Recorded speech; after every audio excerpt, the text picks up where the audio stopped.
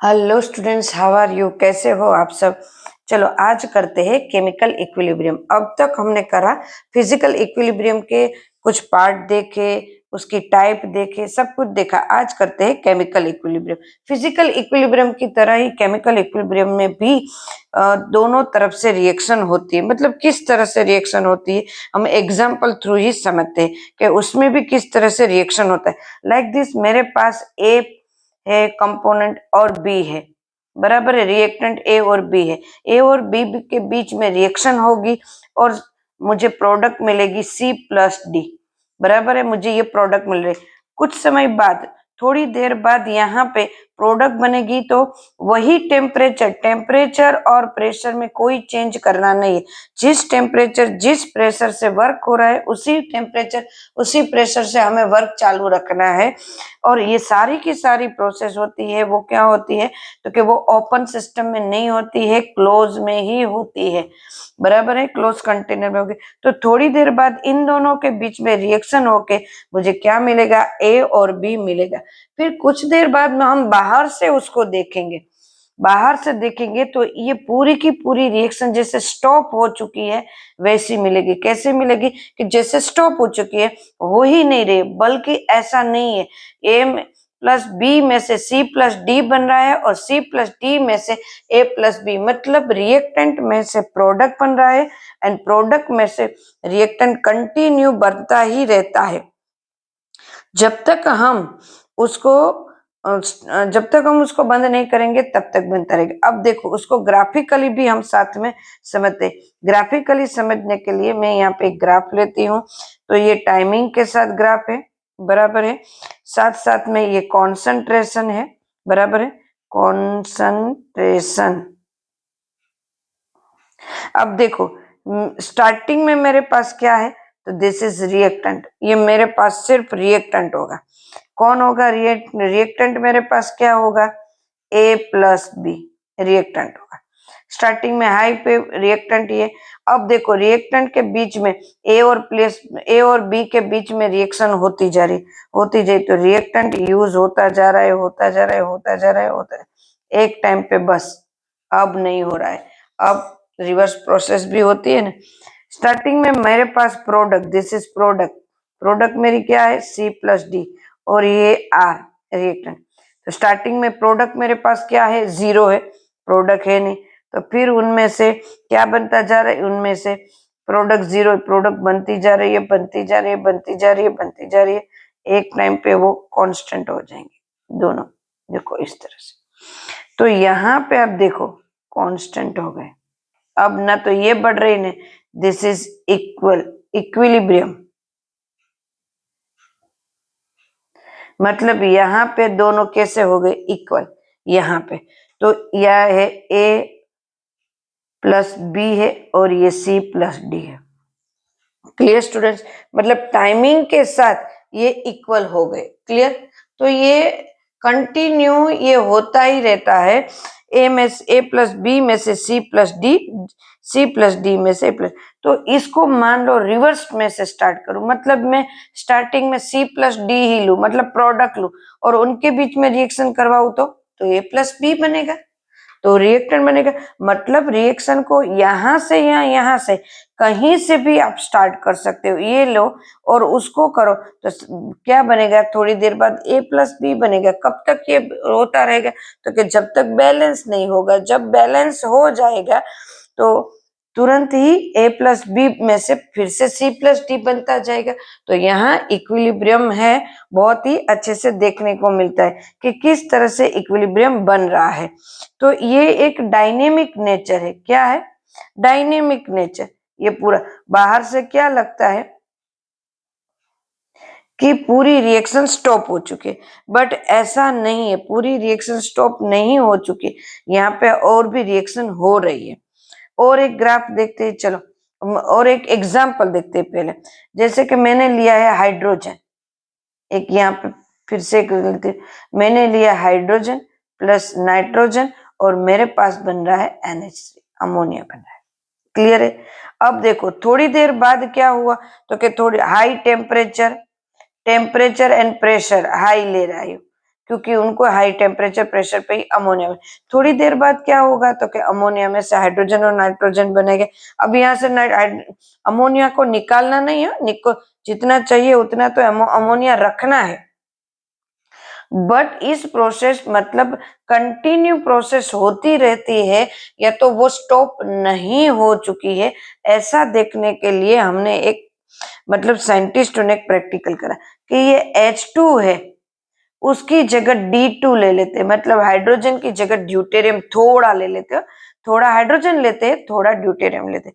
तो थोड़ी देर बाद उन्हें क्या मिला तो कि NH3 की जगह क्या मिला, NH3 तो मिला क्योंकि थोड़ा हाइड्रोजन था तो हाइड्रोजन तो मिलेगा ही, और थोड़ा मतलब सॉरी थोड़ा NH3 तो मिला ही, बट थोड़ा क्या मिला तो कि ND3, हाइड्रोजन की जगह नाइट्रोजन मिला, ND3 मिला, बराबर है।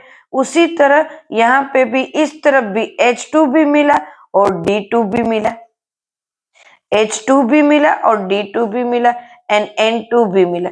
तो मतलब रिएक्शन है दोनों तरफ कंटिन्यू होती ही रहती है, ये देखने के लिए। और फिर उसका मास भी देखा, मास स्पेक्ट्रोग्राफ से मदद से उसने मास को भी एक देखा कि मास किस तरह से मिला, तो कि मास भी बराबर से मिल रहा है, जिस तरह से मिलना चाहिए उसी तरह से।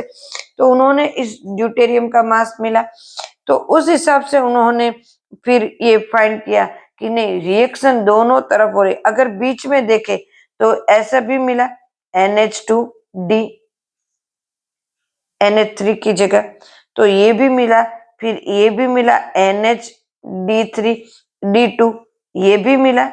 तो हर टाइम पे वो देखते गए कि हाइड्रोजन ड्यूटेरियम मिक्स होते हैं कि नहीं होते, बट उन्होंने देखा कि बहुत ही अच्छे से मिक्स हो रहे और एकदम से ऐसे ग्राफ जा रहे जैसे कि अमोनिया स्टार्टिंग में कुछ नहीं था और फिर बना तो फिर कंटिन्यू ऐसे बनता ही बनता ही जा रहा है। नाइट्रोजन जो पहले था बराबर है, तो नाइट्रोजन ही कंटिन्यू ऐसा है। हाइड्रोजन पहले बहुत ज्यादा था फिर कम हुआ, ये इसका भी ऐसे पहले ज्यादा था फिर कम हुआ, फिर बनता गया। तो ये है nitrogen N2 reactant, hydrogen dihydrogen reactant, this is reactant, this is reactant and this is product NH से। तो ये क्या बनता गया concentration, this is time, time के साथ देखते गए।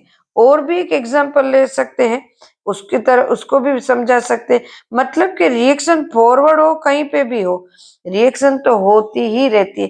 जैसे एक और एग्जांपल लेते हैं हाइड्रोजन एंड नाइट्रोजन, अरे आयोडीन का H2 प्लस I2। अब देखो ये गैस फॉर्म में हो, ये तो कंडीशन याद ही रखना है 2HI बराबर गैस फॉर्म, ये भी गैस फॉर्म था, ये भी गैस फॉर्म और ये भी गैस फॉर्म, क्लियर। तो और एक एग्जांपल लेते हैं हम यहाँ पे H2 और I2। तो उसमें भी क्या होता है H2 और I2 से मिलके HI बनता है, बट जब रिवर्स प्रोसेस होती है बराबर है तो H2 और I2 मिलते हैं। और ये भी रिएक्शन बाहर से देखी जाए तो ऐसा ही लगता है कि जैसे स्टॉप है, उनका भी ग्राफ देखा जाए, उनका भी ग्राफ देखा जाए तो इस तरह से ही मिलेगा, दिस इज टाइम बराबर है कॉन्सेंट्रेशन।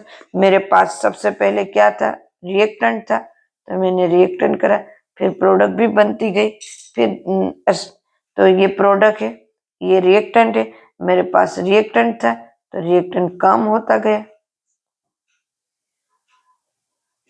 है ना। तो यहाँ पे क्या हो गए इक्विलिब्रियम बीच में देखने को मिला, दिस इज इक्वल, यहाँ पे कंटिन्यू ऐसे जा रहा है। देखो यहाँ पे थोड़ी देर के लिए अब निकालना चाहते हैं, अगर हम प्रोडक्ट निकाल लेते हैं तो फिर नहीं होगा। तो इसी चैप्टर में पढ़ेंगे कि मान लो बाहर से थोड़ी प्रोडक्ट निकाल ली तो अब क्या होगा, तो इसी चैप्टर में पढ़ेंगे कि थोड़ी प्रोडक्ट निकाल लेते हैं तो किस तरह से इक्विलिब्रियम होता है। तो ये भी है, ये भी एक बाहर से देखा जाए तो डायनेमिक प्रॉपर्टीज ही दिखती है हमें कि यहाँ पे सिर्फ यही दिखता है कि रिएक्शन रुक गया है, स्टॉप हो गया, बट ऐसा होता नहीं है, रिएक्शन कंटिन्यू चलता रहता है। प्रोडक्ट रिएक्टेंट में से प्रोडक्ट रिएक्टेंट से प्रोडक्ट और प्रोडक्ट में से रिएक्टेंट, कंटिन्यू ये बनता रहता है। तो उसकी एक डेफिनेशन जैसा लिख देते हैं, केमिकल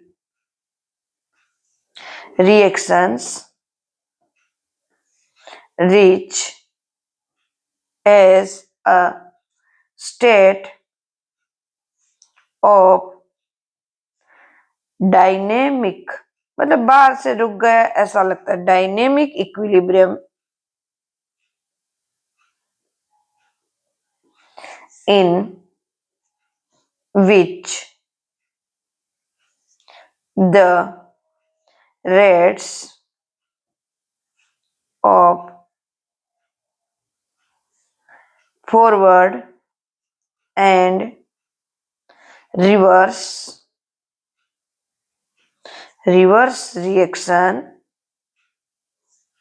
reactions are equal, दोनों तरफ इक्वल है, and there is no net change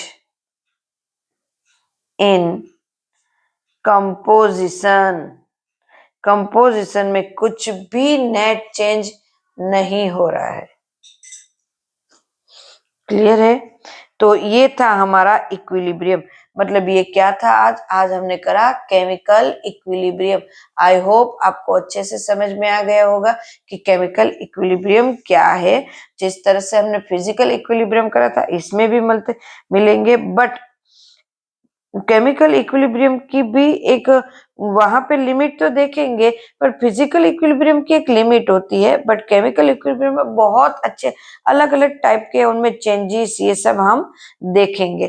तो नेक्स्ट वीडियो में ये यहाँ आज का वीडियो यहाँ तक। आई होप आपको पूरा का पूरा समझ में आ गया होगा। कुछ भी एनी प्रॉब्लम डाउट है तो आप कमेंट में मुझे दे सकते हो, और साथ में मेरे वीडियो को लाइक करो, सब्सक्राइब करो और बेल आइकन बजाओ ताकि वीडियो को मुझे बनाने में मजा आए। Okay students, bye, take care.